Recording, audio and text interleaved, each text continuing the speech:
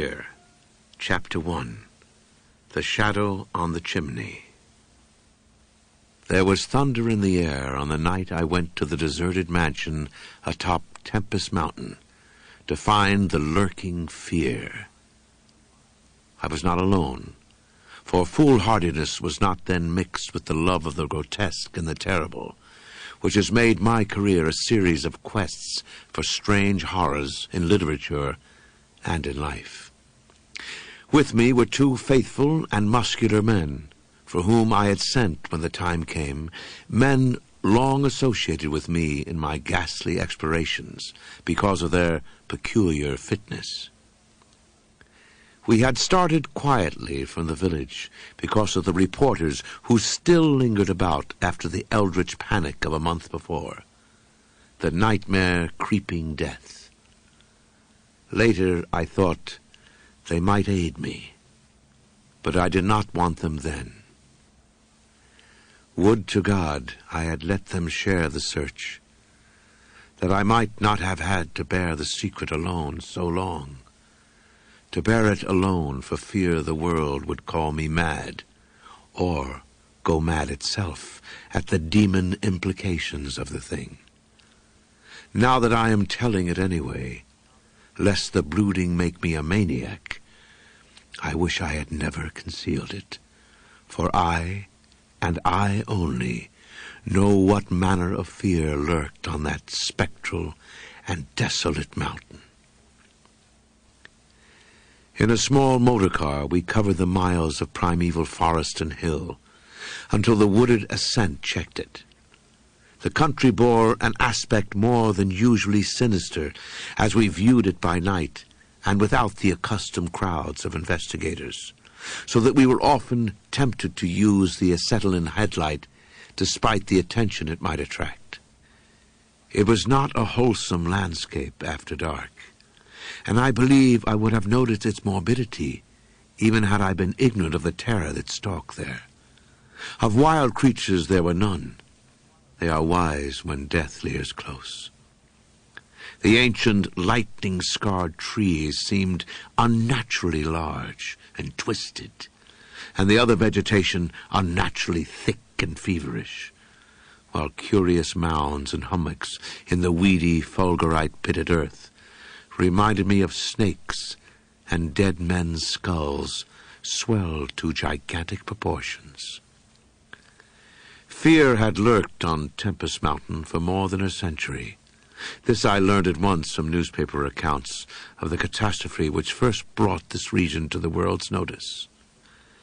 The place is a remote, lonely elevation in that part of the Catskills, where Dutch civilization once feebly and transiently penetrated, leaving behind as it receded only a few ruined mansions and a degenerate squatter population inhabiting pitiful hamlets on isolated slopes. Normal beings seldom visited the locality till the state police were formed, and even now only infrequent troopers patrol it. The fear, however, is an old tradition throughout the neighboring villages, since it is a prime topic in the simple discourse of the poor mongrels who sometimes leave their valleys to trade hand-woven baskets for such primitive necessities as they cannot shoot, raise, or make. The lurking fear dwelt in the shunned and deserted Martens mansion, which crowned the high but gradual eminence whose liability to frequent thunderstorms gave it the name of Tempest Mountain. For over 100 years, the antique grove-circled stone house had been the subject of stories incredibly wild and monstrously hideous. Stories of a silent, colossal, creeping death which stalked abroad in the summer.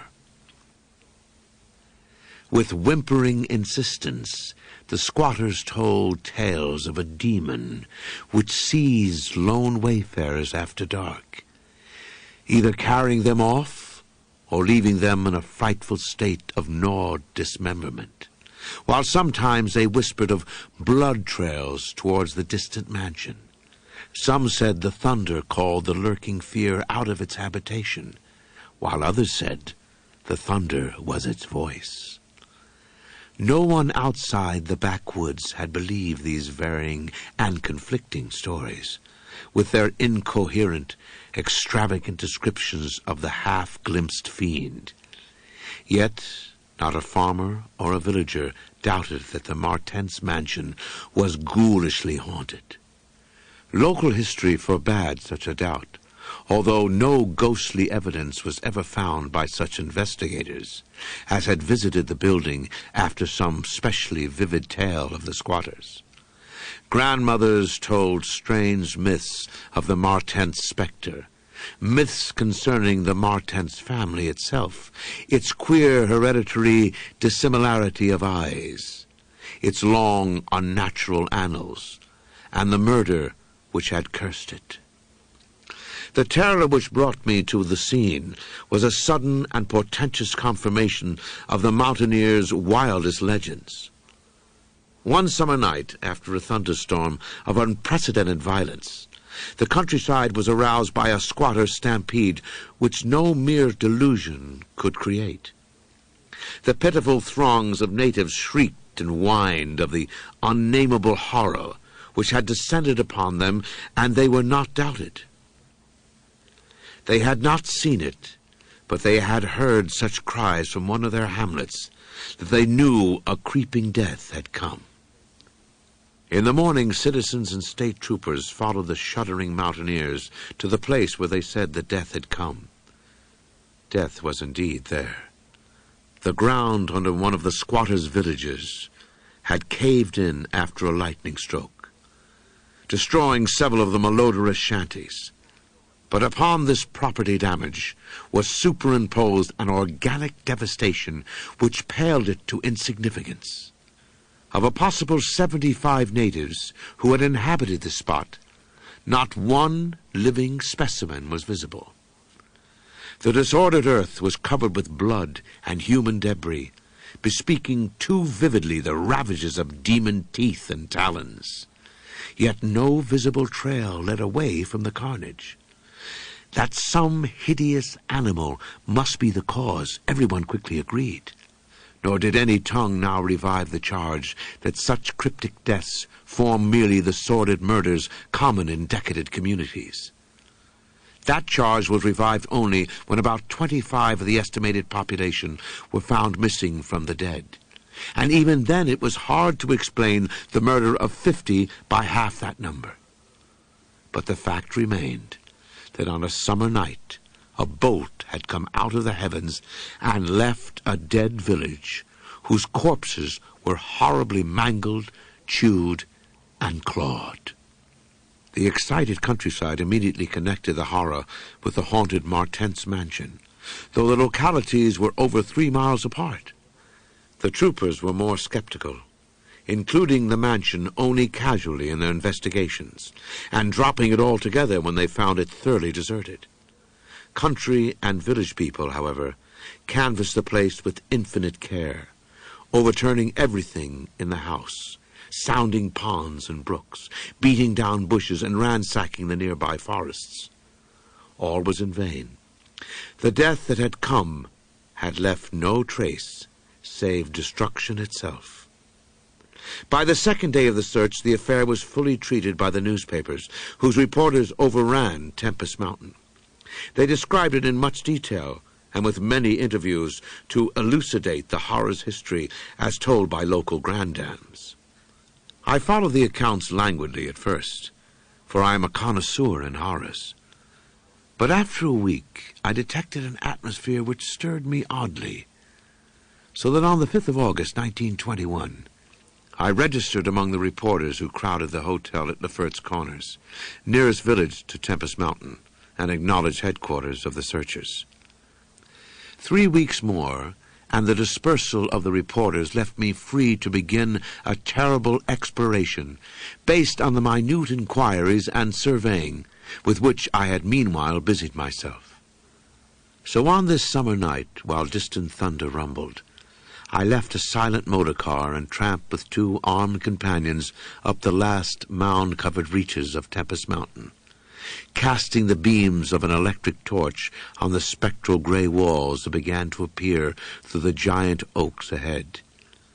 In this morbid night solitude and feeble shifting illumination, the vast box-like pile displayed obscure hints of terror which day could not uncover. Yet I did not hesitate, since I had come with fierce resolution to test an idea. I believed that the thunder called the death demon out of some fearsome secret place, and be that demon solid entity or vaporous pestilence, I meant to see it. I had thoroughly searched the ruin before, hence knew my plan well, choosing at the seat of my vigil the old room of Jan Martens, whose murder loomed so great in the rural legends. I felt subtly that the apartment of this ancient victim was best for my purposes. The chamber, measuring about 20 feet square, contained, like the other rooms, some rubbish which had once been furniture. It lay on the second story of the southeast corner of the house, and had an immense east window and narrow south window, both devoid of panes or shutters. Opposite the large window was an enormous Dutch fireplace with scriptural tiles representing the prodigal son, and opposite the narrow window was a spacious bed built into the wall. As the tree-muffled thunder grew louder, I arranged my plan's details. First, I fastened side by side to the ledge of the large window 3 rope ladders, which I had brought with me. I knew they reached a suitable spot on the grass outside, for I had tested them. Then the 3 of us dragged from another room a wide 4-poster bedstead, crowding it laterally against the window. Having strewn it with fir boughs, all now rested on it with drawn automatics, 2 relaxing while the 3rd watched. From whatever direction the demon might come, our potential escape was provided. If it came from within the house, we had the window ladders. If from outside, the door and the stairs. We did not think, judging from precedent, that it would pursue us far, even at worst. I watched from midnight to 1 o'clock, when in spite of the sinister house, the unprotected window, and the approaching thunder and lightning, I felt singularly drowsy. I was between my 2 companions, George Bennett being toward the window, and William Toby towards the fireplace. Bennett was asleep, having apparently felt the same anomalous drowsiness which affected me, so I designated Toby for the next watch, although even he was nodding. It is curious how intently I had been watching that fireplace. The increasing thunder must have affected my dreams, for in the brief time I slept, there came to me apocalyptic visions. Once I partly awaked, probably because the sleeper towards the window had restlessly flung an arm across my chest. I was not sufficiently awake to see whether Toby was attending to his duties as sentinel, but felt a distinct anxiety on that score. Never before had the presence of evil so poignantly oppressed me. Later, I must have dropped asleep again, for it was out of phantasmal chaos that my mind leaped when the night grew hideous with shrieks beyond anything in my former experience or imagination.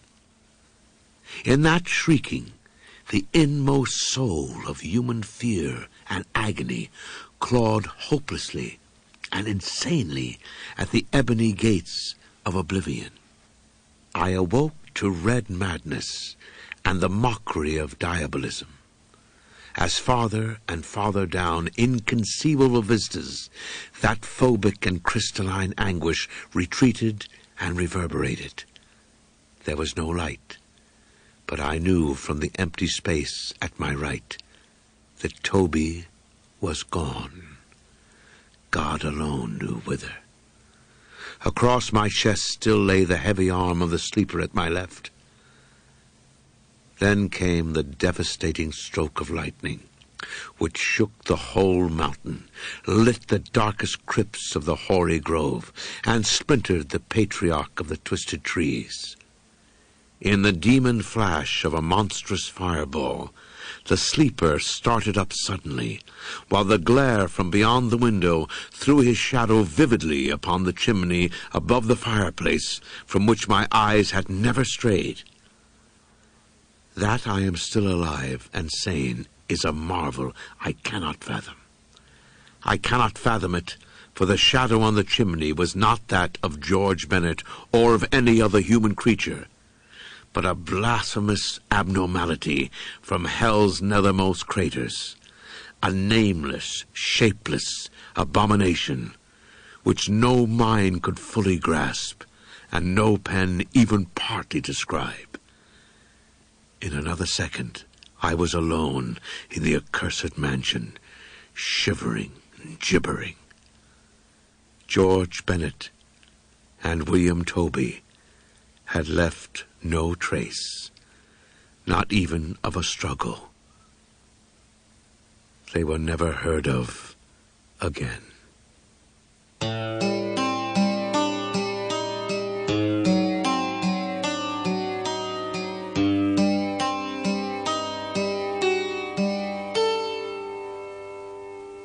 Chapter 2.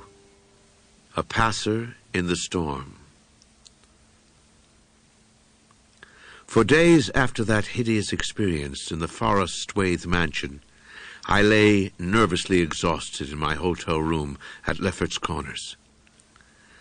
I do not remember exactly how I managed to reach the motor car, start it, and slip unobserved back to the village, for I retained no distinct impression save of wild-armed Titan trees, demoniac mutterings of thunder, and Curonian shadows athwart the low mounds that dotted and streaked the region.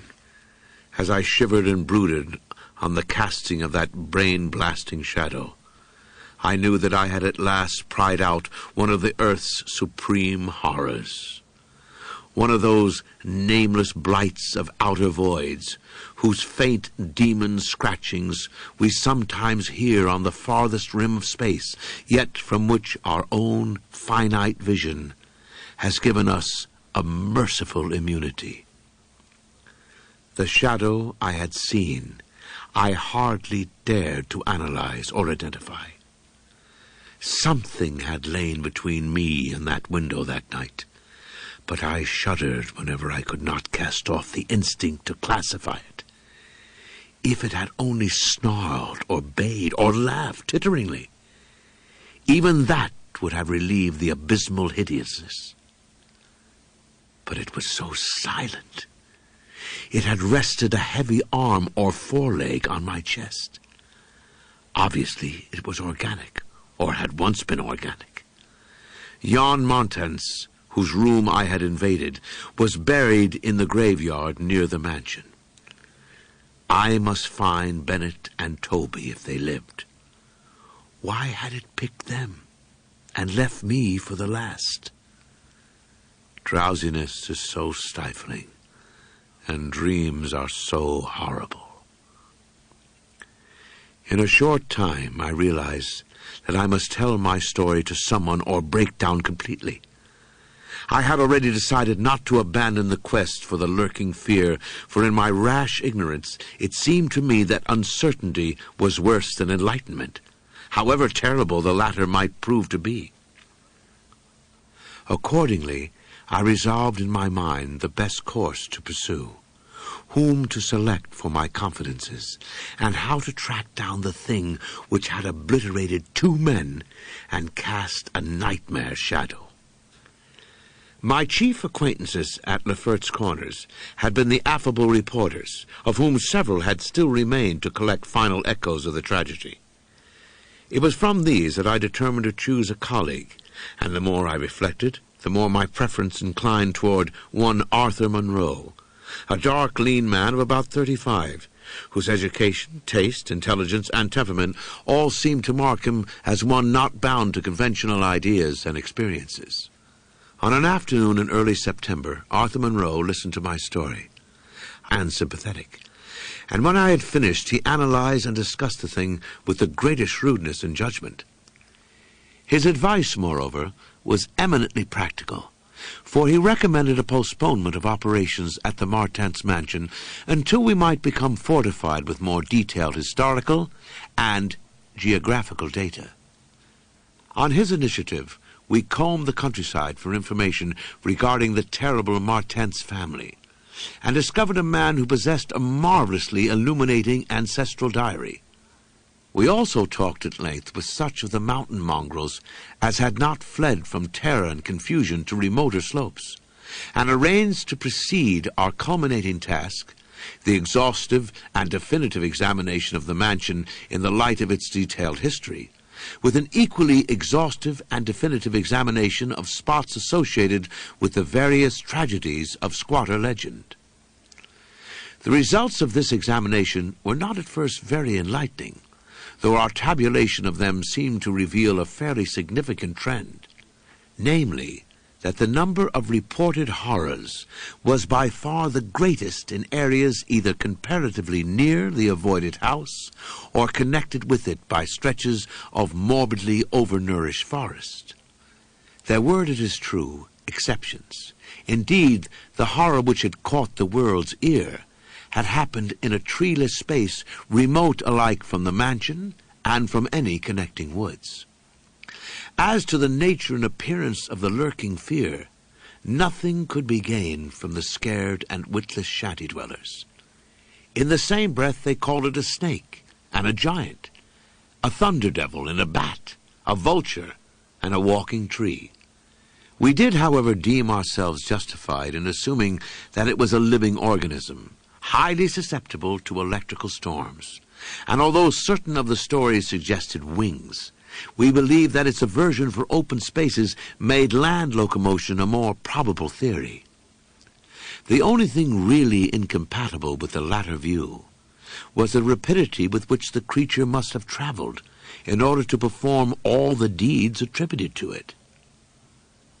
When we came to know the squatters better, we found them curiously likable in many ways. Simple animals they were, gently descending the evolutionary scale because of their unfortunate ancestry and stultifying isolation. They feared outsiders, but slowly grew accustomed to us, finally helping vastly when we beat down all the thickets and tore out all the partitions of the mansion in our search for the lurking fear. When we asked them to help us find Bennett and Toby, they were truly distressed, for they wanted to help us, yet knew that these victims had gone as wholly out of the world as their own missing people, that great numbers of them had actually been killed and removed, just as the wild animals had long been exterminated. We were, of course, thoroughly convinced, and we waited apprehensively for further tragedies to occur. By the middle of October, we were puzzled by our lack of progress. Owing to the clear nights, no demoniac aggressions had taken place, and the completeness of our vain searches of house and country almost drove us to regard the lurking fear as a non-material agency. We feared that the cold weather would come on and halt our explorations, for all agreed that the demon was generally quiet in winter. Thus there was a kind of haste and desperation in our last daylight canvass of the horror-visited hamlet, a hamlet now deserted because of squatters' fears. The ill-fated squatter hamlet had borne no name, but had long stood in a sheltered, though treeless cleft between two elevations, called respectively Cone Mountain and Maple Hill. It was closer to Maple Hill than to Cone Mountain, some of the crude abodes indeed being dugouts on the side of the former eminence. Geographically, it lay about 2 miles northwest of the base of Tempest Mountain, and 3 miles from the oak-girt mansion. Of the distance between the hamlet and the mansion, fully 2 miles and a quarter on the hamlet side was entirely open country, the plain being of fairly level character, save for some of the low snake-like mounds, and having as vegetation only grass and scattered weeds.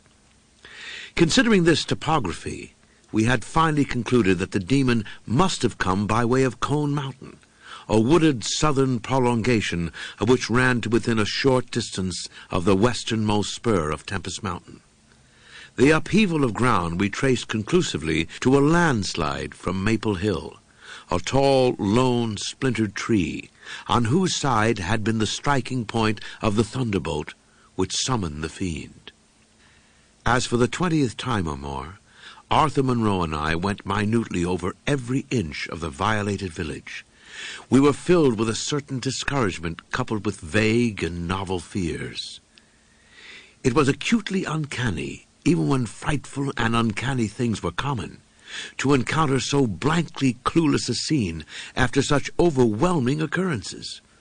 And we moved about beneath the leaden darkening sky with that tragic, directionless zeal which results from a combined sense of futility and necessity of action. Our care was gravely minute. Every cottage was again entered, every hillside dug out, again searched for bodies, every thorny foot of adjacent slope again scanned for dens and caves, but all without result. And yet, as I have said, vague new fears hovered menacingly over us, as if giant bat-winged griffins looked on transcosmic gulfs.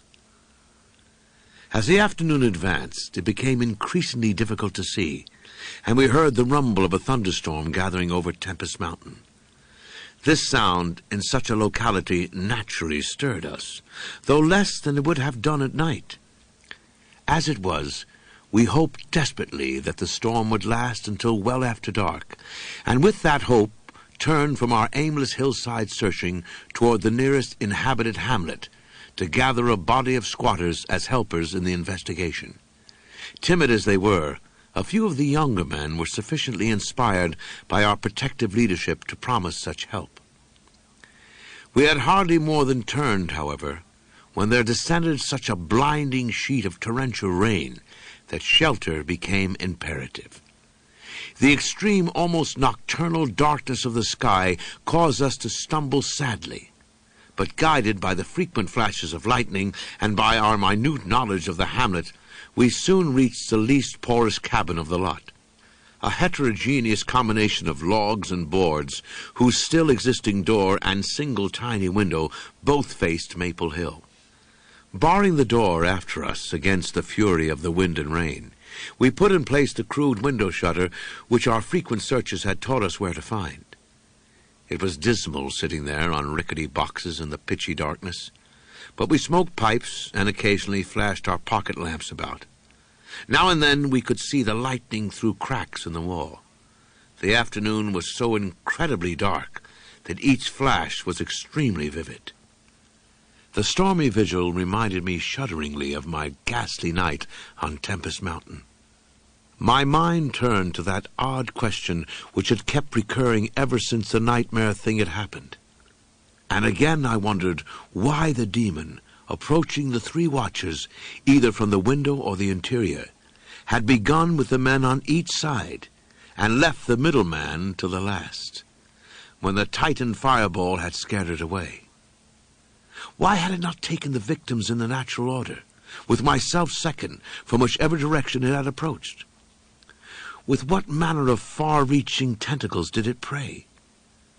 Or did it know that I was the leader, and save me for a fate worse than that of my companions? In the midst of these reflections, as if dramatically arranged to intensify them, there fell nearby a terrific bolt of lightning, followed by the sound of sliding earth. At the same time, the wolfish wind rose to demoniac crescendos of ululation. We were sure that the lone tree on Maple Hill had been struck again, and Monroe rose from his box and went to the tiny window to ascertain the damage. When he took down the shutter, the wind and rain howled deafeningly in, so that I could not hear what he said. But I waited while he leaned out and tried to fathom nature's pandemonium. Gradually, a calming of the wind and dispersal of the unusual darkness told of the storm's passing. I had hoped it would last into the night to help our quest, but a furtive sunbeam from a knothole behind me removed the likelihood of such a thing. Suggesting to Monroe that we had better get some light, even if more showers came, I unbarred and opened the crude door. The ground outside was a singular mass of mud and pools, with fresh heaps of earth from the slight landslide. But I saw nothing to justify the interest which kept my companion silently leaning out the window. Crossing to where he leaned, I touched his shoulder, but he did not move. Then, as I playfully shook him and turned him around, I felt the strangling tendrils of a cancerous horror whose roots reached into illimitable past and fathomless abysms of the night that broods beyond time. For Arthur Monroe was dead, and on what remained of his chewed and gouged head, there was no longer a face.